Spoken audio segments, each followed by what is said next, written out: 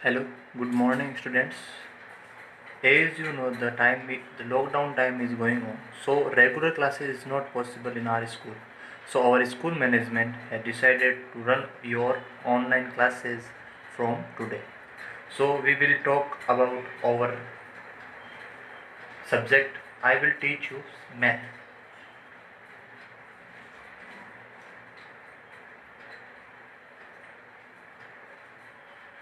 जैसे आपको पता है कि भाई पिछली बार जो सिलेबस था वो आरबीएसई सिलेबस पैटर्न पे था, लेकिन इस साल से क्या था, आपका जो कोर्स है वो चेंज हो गया है। जो कोर्स है वो अब चलेगा एनसीईआरटी पैटर्न पे, जो बिल्कुल ही नया कोर्स है। तो आपको डरने की ज़रूरत नहीं है, हम अच्छे से पढ़ाई करेंगे। लॉकडाउन का समय है, आप घर पे फ्री बैठे हैं, तो जो ये टाइम जा रहा है उसका आप अच्छे प्रकार से उसका उपयोग करें।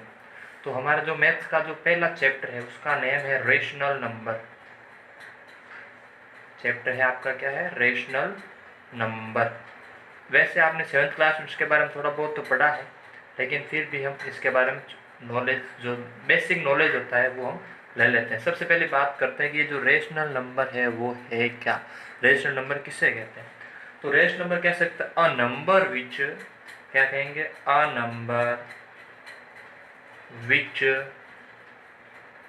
अ number which can B, a number which can be expressed, a number which can be expressed in the form of, in the form of, in the form of p by q, in the form of p by q, where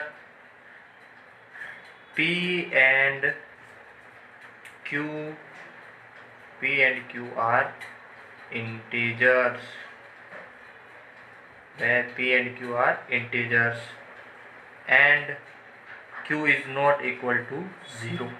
ये definition है rational number की। एक बार आपस repeat कर ले, देखते हैं क्या क्या है, उसके बारे में आपको समझाता हूँ कि ये होते क्या है। A number which can be expressed in the form of p by q, मतलब ऐसा नंबर जिसको हम किस रूप में लिख सकते हैं, p बाय q के फॉर्म में लिख सकते हैं। Where p and q are integers, जहाँ पर ये जो p और जो q है वो क्या होने चाहिए, आपके इंटीजर्स होने चाहिए, और जहाँ पर q है वो 0 नहीं होना चाहिए। इस बात का ध्यान रखें, जो p बाई q है वो क्या होंगे, इंटीजर्स होने चाहिए, लेकिन जो q है वो 0 नहीं होना चाहिए। अब बात करते हैं सर इंटीजर्स क्या होते हैं। तो नॉर्मल चीज़ है, जितने भी नंबर्स है चाहे वो पॉजिटिव हो चाहे नेगेटिव, जैसे मान लो -4, ये भी क्या है आपका इंटीजर है। अगर +4 लिखें तो वो भी आपका क्या है, इंटीजर है। 3 भी इंटीजर है, -4 भी इंटीजर, ये सारे के सारे क्या है, इंटीजर्स है।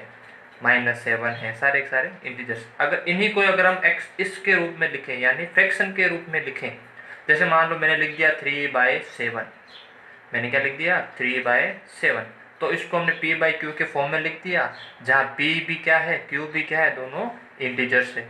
तो जो ये 3/7 हुआ वो क्या हुआ, आपका एक रेशनल नंबर हुआ। आया समझ में? लेकिन अब इसमें देखो ये क्या कह रहा है कि q is not equal to 0, लेकिन जो q है वो 0 नहीं होना चाहिए। मान लो मैंने ये फ्रैक्शन लिख दिया 4/0, क्या लिख दिया 4/0। अब जो q है वो यहाँ पर क्या आ गया है, 0 आ गया। q क्या आ गया है, 0। इसलिए जो ये फ्रैक्शन है वो रेशनल नंबर नहीं होगी। डेफिनेशन में साफ साफ लिखा है कि where q is not is equal to 0। तो अगर एग्जाम्पल की बात करें, अगर हम एग्जाम्पल की बात करें, रेशनल नंबर के एग्जाम्पल क्या क्या है, तो 3/7 भी क्या है आपका एक रेशनल नंबर है। -4/5 भी क्या है, एक रेशनल नंबर है। 0/7 भी रेशनल नंबर है। यहाँ पर q 0 नहीं हो सकता है, लेकिन p तो 0 हो सकता है, तो ये भी क्या एक तरह का रेशनल नंबर है। अगर सिंपल सी बात है, जिसकी जो कंप्लीट वैल्यू होगी वो क्या होगी, 0 होगी। इसकी जो कंप्लीट वैल्यू होगी वो क्या होगी, 0 होगी। इसकी कोई वैल्यू नहीं हो सकती। इसको हम जब कभी भी डिनोमिनेटर 0 होता है तो हम उसको कहेंगे नॉट पॉसिबल।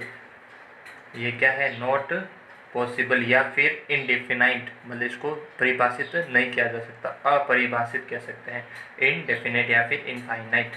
ठीक है, ये हो गई रेशनल नंबर की परिभाषा। अब इस रेशनल नंबर में और क्या क्या है, देखो यहाँ पर जो पी और क्यू है वो प्लस भी हो सकता है और माइनस भी हो सकता है। और छोटे, आपको पता है छोटे क्लास में पढ़ा, जब कभी हम फ्रैक्शन लिखते हैं, मान लो पी बाई क्यू, ये क्या है, क्या की फ्रैक्शन होंगे, तो जो ऊपर वाले जो पी है उसको हम क्या कहते हैं, न्यूमरेटर कहते हैं। ये तो पढ़ते आ रहे हैं। पी को क्या कहेंगे हम, न्यूमरेटर कहेंगे, और क्यू को क्या कहेंगे, डिनोमिनेटर। क्या कहेंगे, डिनोमिनेटर। ठीक है, क्या कहेंगे, पी को कहेंगे हम न्यूमरेटर, पी को कहेंगे न्यूमरेटर, और क्यू को क्या कहेंगे हम, डिनोमिनेटर। रेशनल नंबर, ये छोटी सी डेफिनेशन थी रेशनल नंबर। इस रेशनल नंबर के आधार पर और क्या क्या चीज़ें हैं उसके देख लेते हैं। उसके बाद है आपका फर्स्ट टॉपिक रेशनल नंबर हो गया, सेकंड टॉपिक हो गया आपका इक्विवेलेंट। Equivalent rational number.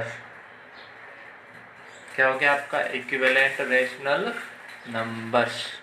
अब ये क्या होता है इक्विवेलेंट रेशनल नंबर्स, जैसे हमने क्या लिखा, कोई रेशनल नंबर लिख दिया p बाय क्यू। इस p बाय क्यू को अगर हम सेम नंबर से मल्टीप्लाई करें, क्या करें, सेम नंबर से, p को भी m से मल्टीप्लाई कर दिया और q को भी किससे मल्टीप्लाई कर दिया आपने, m से किया, दोनों को सेम नंबर से मल्टीप्लाई किया, तो इससे जो हमें रेशनल नंबर मिलेगा pm या फिर qm, ये जो रेशनल नंबर है ये, और जो पहले वाला रेशनल नंबर था p बाई क्यू, ये दोनों क्या होंगे आपके, इक्विवेलेंट होंगे। जब कभी भी किसी भी फ्रैक्शन को सेम नंबर से मल्टीप्लाई किया जाता है तो उसका जो प्रोडक्ट होता है वो भी क्या होगा, इक्विवेलेंट रेशनल नंबर होगा। यही कि ये रूल सेम वही वापस फॉलो होता है जब हम किसी भी रेशनल नंबर को सेम नंबर से डिवाइड करते हैं, इससे भी जो भी रेशनल नंबर मिलेगा वो भी क्या होगा आपका, इक्विवेलेंट होगा। जैसे एग्जांपल ले लेते हैं, माना मैंने लिख दिया 8/16, क्या लिख दिया, 8/16 लिख दिया, ये एक रेशनल नंबर हो गया। ये क्या हो गया आपका, एक रेशनल नंबर हो गया। अगर हम इसको सेम नंबर से मल्टीप्लाई करें, मान लो 8/16 को किससे मल्टीप्लाई करेंगे, मल्टीप्लाई बाई 2, मल्टीप्लाई बाई 2, 8 2 ज़ा 16, 16 2 ज़ा 32, मल्टीप्लाई करने पर जो प्रोडक्ट हुआ वो हमें क्या मिला, 16/32। हमने क्या किया, एक रेशनल नंबर को सेम नंबर से मल्टीप्लाई किया, न्यूमिनेटर को भी 2 से मल्टीप्लाई किया, डिनोमिनेटर को भी 2 से मल्टीप्लाई किया, दोनों को मल्टीप्लीकेशन करने पर हमें क्या मिला, एक मिला 16, दूसरा मिला हमें 32। अब ये जो 16/32 है, ये जो 16/32 है, इसकी वैल्यू 8/16 के इक्वल होगी, इसकी वैल्यू 8/16 के अंदर इक्वल होगी, इसलिए हम इन दोनों को क्या कहेंगे, हम इक्विवेलेंट फ्रैक्शन। हम किससे भी मल्टीप्लाई कर सकते हैं, जरूरी नहीं 2 से, अगर आप चाहो किससे भी कर सकते हो। मान लो 8/16 को हमने 3 से मल्टीप्लाई कर दिया, बस इस बात का ध्यान रखना, जो जिससे मल्टीप्लाई कर रहे हो वो न्यूमरेटर और वो डिनोमिनेटर दोनों एक जैसे होने चाहिए। हमने यहाँ पे 3 से मल्टीप्लाई किया, यहाँ पे भी किससे करना पड़ेगा आपको, 3 से मल्टीप्लाई करेगा। 8 3 ज़ा 24, 8 3 ज़ा क्या हो गए 24, 16 3 ज़ा 48, क्या हो गए 48। तो अब 8/16, ये 16/32 और ये 24/48, ये तीनों आपस में कैसे फ्रैक्शन हैं, इक्विवेलेंट रेशनल नंबर हैं। कैसे हैं, इक्विवेलेंट रेशनल नंबर है। क्योंकि कैसे प्राप्त, ये कैसे हमें मिले, कैसे गेन किया हमने, 8 को 2 से मल्टीप्लाई किया तब तो 16 मिलेगा, 8 को 3 से मल्टीप्लाई करेंगे तो 24 आएगा, 16 को 2 से करेंगे तो 32 आएगा, 16 को 3 से करेंगे तो 42 आएगा। ये हमने इसको फॉलो करते हुए गेन किया था कि भाई किसी भी रेशनल नंबर को अगर सेम नंबर से मल्टीप्लाई करेंगे, किसी भी रेशनल नंबर को अगर सेम नंबर से मल्टीप्लाई करेंगे तो जो उससे जो भी हमें रेशनल नंबर गेन होगी वो और जो पहले वाली है दोनों कैसे होंगे, आपकी इक्विवेलेंट रेशनल नंबर्स होंगे। कैसे होंगे, इक्विवेलेंट रेशनल नंबर्स। ये तो हमने किससे प्राप्त किया है, मल्टीप्लिकेशन करने से। एग्जाम्पल हमने ये लिया था 8/16, 8 को 8/16 किससे मल्टीप्लाई किया था, 2 से, सेम नंबर हुआ ना 2 2, 8 2 ज़ा 16, 16 2 ज़ा 32। तो 8/16 के जो 16/32 है, वो दोनों कैसे हैं आपस में इक्विवेलेंट है। वैसे वैसे 3 से मल्टीप्लाई करेंगे तो 24/48 है। ये भी क्या है आपकी इक्विवेलेंट फ्रैक्शन। अब देखते हैं हम डिवाइड वाले, देखते हैं भाई डिवाइड वाली वैल्यू कैसे मिलेगी हमें। तो मानना हमने लिख दिया 25/30 लिख दिया, 25/30 लिख दिया। अब ये हमारे पास एक रेशनल नंबर है 25/30। तो अब हमें ये चेक करना पड़ेगा कि भाई ऐसा कौन सा नंबर है जो 25 को भी डिवाइड कर देता है, 30 को भी डिवाइड कर देता है। ऐसा कौन सा नंबर है जो 25 को भी डिवाइड कर देता है और 30 को भी डिवाइड कर देता है। तो ये चेक करने के लिए हमें क्या करना पड़ेगा, 25 और 30 का निकालना पड़ेगा HCF, हाईएस्ट कॉमन फैक्टर। क्या निकालना पड़ेगा, हाईएस्ट कॉमन फैक्टर। 25 का हाईएस्ट फैक्टर पहले देखते 25 के फैक्टर कौन कौन से भाई। 25 जो है नंबर वो किस किस की टेबल में आता है। तो 25 हमने देखा है कि 1 की टेबल में भी आता है, हमने देखा भाई 2 की टेबल में नहीं आता है, 3 की टेबल में नहीं आता है, 4 की टेबल में भी नहीं आता है, 5 की टेबल में आता है और सीधा वो 25 की टेबल में ही आता है। एक तो ये तरीका है, आप टेबल भाई टेबल देखते रहिए, 1 की टेबल में आया, 2 की टेबल में आया या 3 की टेबल में आया, ये चेक करो। अगर ये नहीं होता है भाई सर ये तो बहुत बड़ा लेंथी प्रोसेस हो गया, हमें पता ही नहीं चला एक बार, तो उसके लिए हम क्या करेंगे, इसका फैक्टराइजेशन करेंगे। 25 के क्या करेंगे हम, फैक्टराइजेशन। सबसे पहले सबसे बड़ा नंबर है 25 क्या 1 से डिवाइड होता है, नहीं होता सर, 2 से होता है, 2 की टेबल में नहीं आता, 3 की टेबल में भी नहीं आता। हमने देखा कि ये 5 की टेबल में आता है। 5 की टेबल 25 कितने टाइम आया, 5 टाइम आया, वापस 5 से डिवाइड होगा क्या आया। 25 के फैक्टर कौन कौन से ये निकले भाई, 25 कैसे लिखेंगे, 5 × 5। वैसे वैसे 30 के देखो, तो देखा कि भाई इसके लास्ट में 0 इसलिए 2 की टेबल से डिवाइड होगा। 2 1 जा 2 पीछे बचा भाई 1 बचा, तो ये क्या 15 टाइम गया। 30 है तो 2 अगर 30 को 2 से डिवाइड करेंगे कितने टाइम डिवाइड होगा, 15 से। अब देखो भाई जो 15 है वो 2 से डिवाइड होता है क्या, नहीं सर 2 से डिवाइड नहीं होता है। तो 3 से चेक करो भाई 3, हाँ सर 3 से डिवाइड हो रहा है।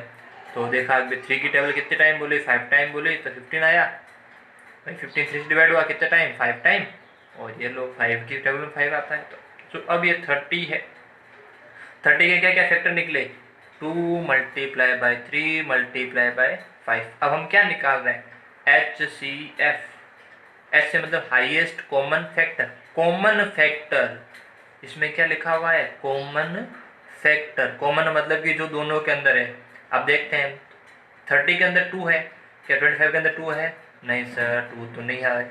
30 के अंदर 3 है, क्या 25 के अंदर 3 है, नहीं सर ये तो नहीं है। 30 के अंदर 5 है, 25 के अंदर 5, हाँ सर ये रहा, इसके अंदर भी है और इसके अंदर भी, तो ये एक कॉमन हो गया। क्या अब देखा हमने देखा अभी 25 के अंदर एक और 5 है, लेकिन क्या 30 के अंदर एक और 5 है क्या, नहीं, इसके अंदर एक है लेकिन इसके अंदर नहीं है। तो हमें वही लेने जो दोनों के अंदर हो, जैसे ये 5 इसमें भी था इसमें भी था, इसलिए 25 और 30 का जो HCF है वो कितना हो गया, 5। क्या हो गया, 5। अब जो ये रेशनल नंबर है उसको हम किससे डिवाइड करेंगे, 5 से डिवाइड करेंगे। तो 25/30 डिवाइड बाय 5 डिवाइड बाय 5। देखा भाई, ये देख लो ये भी सेम नंबर है ये भी सेम नंबर है। तो अब देखो 25 5 की टेबल में 25 कितने टाइम में आता है, तो ये 5 टाइम में आता है। 5 की टेबल में 30 कितने टाइम आता है, 6 टाइम में आता है। तो डिवाइड किया तो ये क्या वैल्यू मिल गई, 5/6। इसका मतलब ये हुआ कि जो 25/30 है उसके इक्विवेलेंट फ्रैक्शन क्या है, 5/6। 5/6 ठीक है। मतलब ये जो हमने प्रोसेस, इसका मतलब ये निकलता है कि जब कभी भी किसी भी रेशनल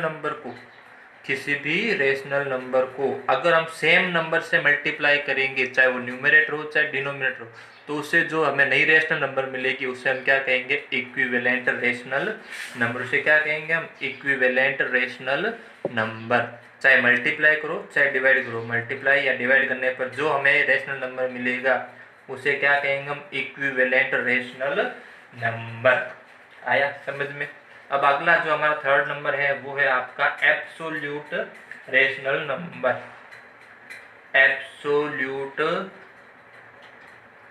रेशनल नंबर क्या होगा आपका? Absolute rational number. अभी एब्सोल्यूट रेशनल नंबर क्या होता है?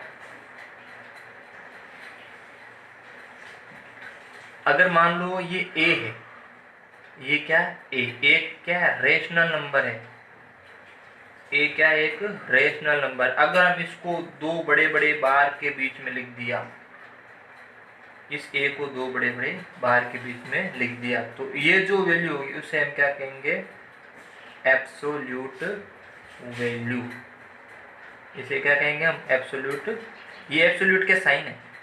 अगर किसी भी नंबर के दोनों तरफ एक दो बड़े बार खड़े कर दिए हमने, तो वो किसके साइन है? आपके एब्सोल्यूट के साइन। अब ये सर ये जो ये दो बड़े बार है वो क्या काम आते हैं? तो उसका हम एग्जाम्पल लेके लिखते हैं। मान ला कि जो माइनस ए है वो क्या है आपका? -3 है। ए क्या है? -3।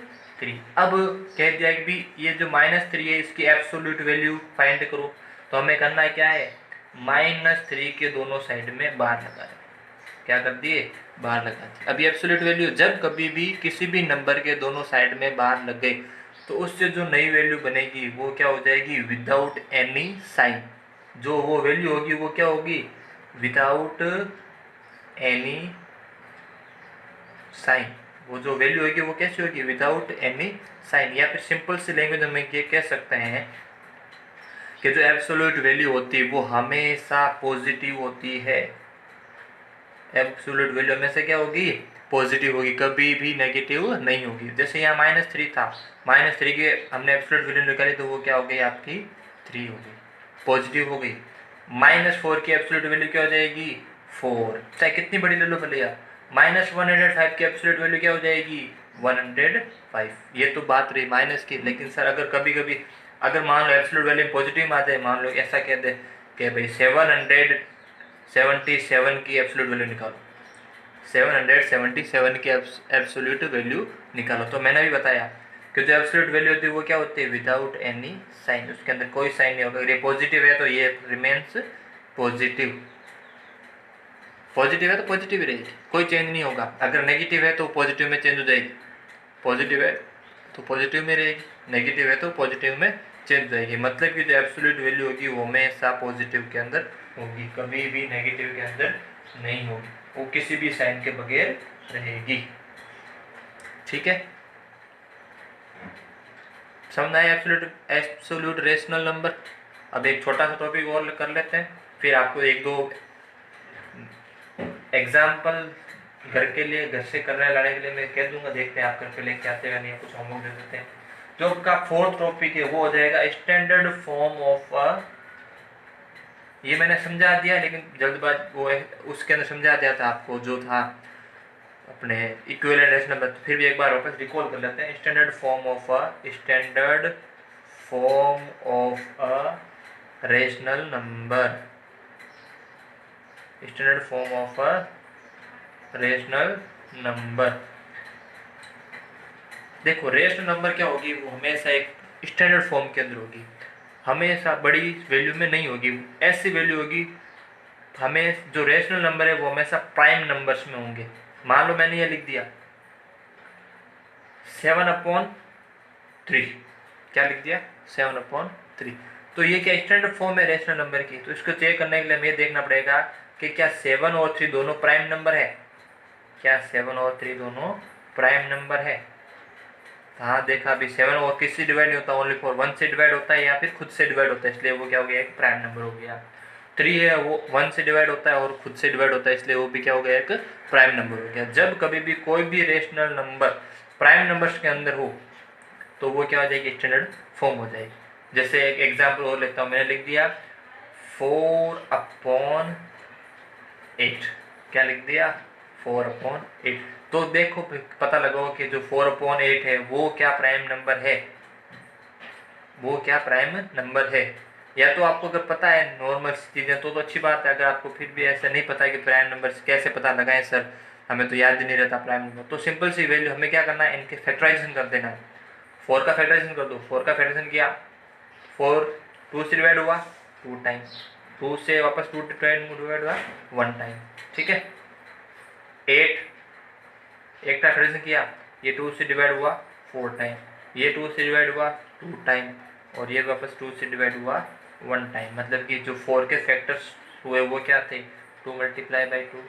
8 के फैक्टर्स क्या हुए, 2 मल्टीप्लाई बाई 2 मल्टीप्लाई बाई 2। वापस देखो कॉमन कौन कौन से हैं, एक ये कॉमन आया है, एक ये कॉमन आया। कॉमन क्या क्या आया, एक 2 कॉमन आया इसमें से, और एक इसमें से 2 कॉमन आया, तो दोनों को मल्टीप्लाई करो, 2 2 जा 4। मतलब कि 4 और 8 का जो HCF है वो क्या हो गया 4। मतलब कि जब कभी भी इनका कॉमन फैक्टर 1 से ज़्यादा है, इनका कॉमन फैक्टर क्या है, ग्रेटर देन 1। कभी भी किसी भी रेशनल नंबर का फैक्टर ग्रेटर देन 1 आए तो मतलब कि वो प्राइम नंबर नहीं है। तो अब इसको प्राइम नंबर में चेंज करना पड़ेगा, यहाँ पे स्टैंडर्ड फॉर्म में चेंज करना पड़ेगा। तो चेंज करने के लिए हमें क्या करना है, जो भी HCF आया, जो भी HCF आया उस रेशनल नंबर को उस HCF से डिवाइड कर दो। तो डिवाइड किया 4 से, इसको भी डिवाइड किया 4 से। 4 की टेबल में 4 कितने टाइम आता है, 1 टाइम डिवाइड होगा, और जो 8 है वो 4 से कितने टाइम डिवाइड होगा, 2 टाइम डिवाइड होगा। मतलब कि 4/8 को जब 4 से डिवाइड किया तो आंसर क्या आया 1/2। अब ये जो 1/2 है ये क्या है, स्टैंडर्ड फॉर्म है। किसके स्टैंडर्ड फॉर्म है, इस 4/8 की स्टैंडर्ड फॉर्म क्या है 1/2। मतलब ये अब आगे जाके और भी डिवाइड नहीं हो सकती। जैसे एग्जाम्पल, एक और एग्जाम्पल लेते हैं हम, जैसे लिख दिया मैंने 15/18। क्या लिख दिया 15/18। तो अब चेक करना है कि सर इसको क्वेश्चन आ गया कि change this rational number into standard form. तो करना क्या है आपको, इस 15 और इस 18 का आपको निकालने पड़ेंगे फैक्टर। तो सबसे पहले 15 के निकालते हैं। तो क्या 15 2 की टेबल में आता है, नहीं आता। 3 की टेबल में आता है, हाँ से, 3 की टेबल में आता है कितने टाइम 5 टाइम। ये 5 से डिवाइड हुआ आ गया 1। 15 के फैक्टर क्या हो गया 3/5। हमें तब तक फैक्टराइजेशन करते जाना है जब तक लास्ट में क्या ना आ जाए 1 ना आ जाए। फिर आपका है 18, 2 से डिवाइड किया 9 टाइम, 3 से डिवाइड किया 3 टाइम, 3 से डिवाइड किया 1 टाइम। मतलब 15 के फैक्टर क्या थे 3 मल्टीप्लाई बाय 5, और 18 का फैक्टर क्या है 3 multiply by 2 multiply by 3 multiply by 3। तो चेक करेंगे कॉमन कौन कौन से। तो हमने ये देखा कि एक 3 है जो आ रहा है आपका कॉमन, सिंगल 3 है वो क्या है आपका कॉमन है। तो इसका मतलब 15 और 18 का फैक्टर क्या हो गया, HCF क्या हो गया 3। तो 15 और 18 को किससे डिवाइड करेंगे हम, 3 से डिवाइड करेंगे। तो 15 को 3 से डिवाइड किया तो क्या आया 5 टाइम, 18 को 3 से डिवाइड किया तो क्या आया 6। तो इसका मतलब जो ये 5/6 है, ये जो 5/6 है वो क्या है स्टैंडर्ड फॉर्म है। क्या है वो स्टैंडर्ड फॉर्म है। किसकी स्टैंडर्ड फॉर्म है 15/18 की स्टैंडर्ड फॉर्म है। ये जो 15/18 है वो किसकी स्टैंडर्ड फॉर्म है, सॉरी जो 5/6 है वो स्टैंडर्ड फॉर्म होगी 15/18 की। ठीक है, आज के लिए इतना ही काफ़ी है। आगे जो क्लास है वो कल कंटिन्यू करेंगे।